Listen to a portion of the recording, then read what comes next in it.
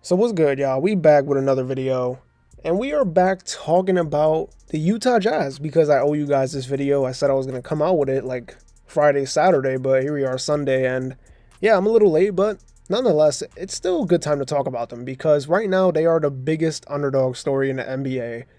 Nobody thought they'd be good at any stretch during the season, but here we are, first 10 games of the Utah Jazz season, 7-3, second in the Western Conference. And they've beat some pretty good teams to get to this point so far. It's very early, but this is a pretty good basketball team. It's crazy. If you told me through the first 10 games of the season that the Golden State Warriors would be 3-7 and the Utah Jazz would be 7-3, I would have called you crazy. I would have thought you were dumb, all types of stuff. But here we are. The Jazz are a pretty good basketball team 10 games in through the NBA season. And I want to talk about the positives. Yes, there are some negatives. People are probably wondering, like, how is there negative for a team that's basically overachieving? But I'll get into that a little bit later. But let's start with the positives. First things first, Will Hardy is doing a great job so far in his early NBA head coaching career because for him to take this roster and have them play the way they're playing, I mean, they play so hard every single night. They give it their all.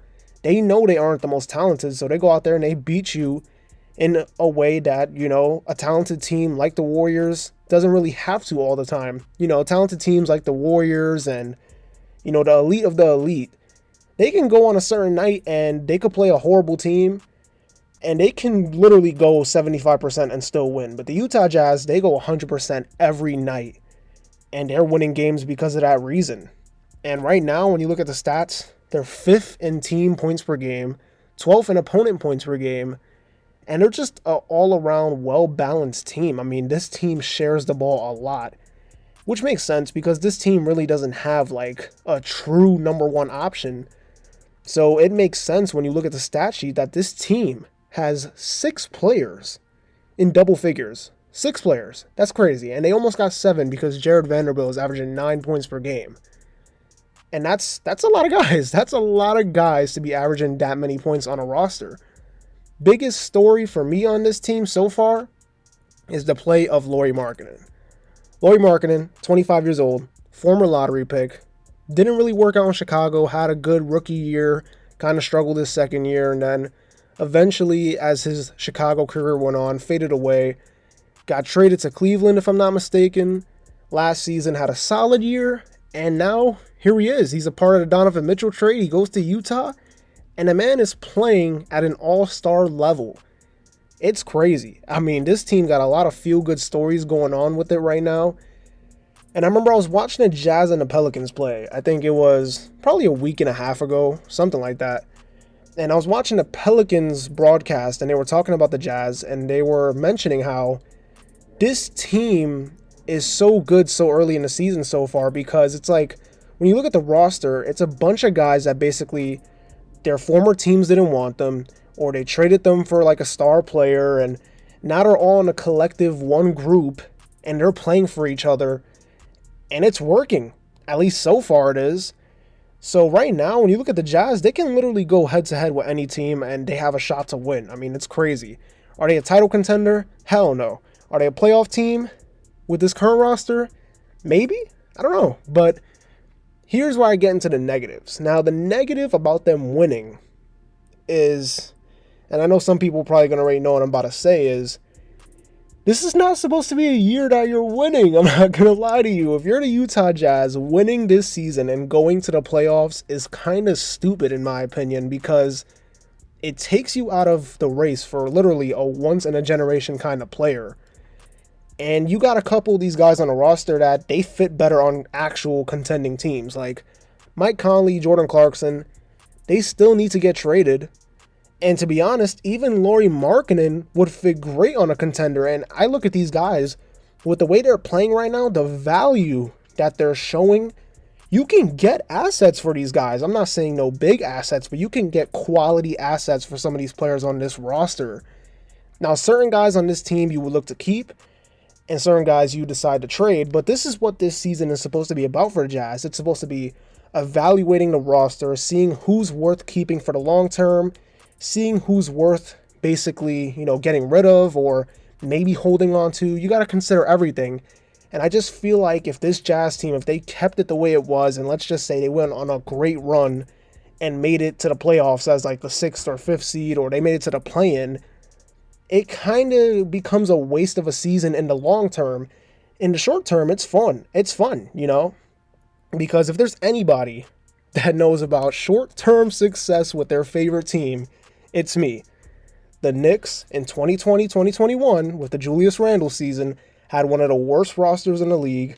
They overperformed, and instead of trading some of those guys to get assets, they held on to the team. They made the 4th seed, and they didn't get a top 10 pick in what so far looks like a pretty good 2021 lottery.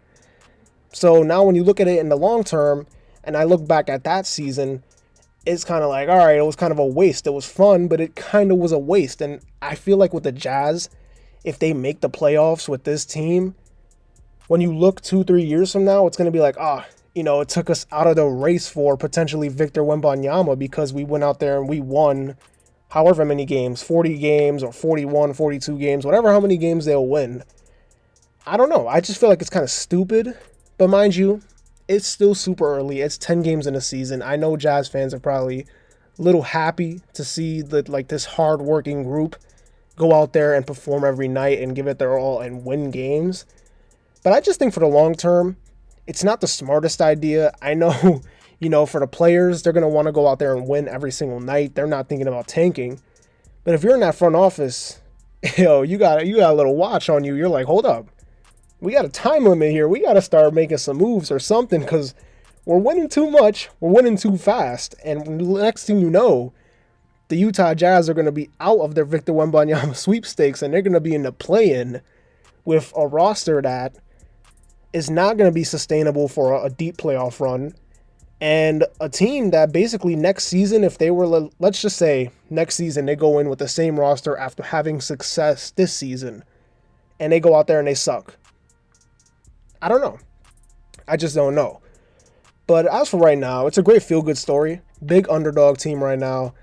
I like the way they're playing. When it comes to the basketball, the straight-up basketball, it's fun. They're playing a fun brand of basketball right now. They're sharing the ball. They're playing hard. They're scoring, playing defense. But I just think in a long-term perspective, I think it's smart to evaluate the roster and just see who's worth keeping, who's not worth keeping, that sort of thing.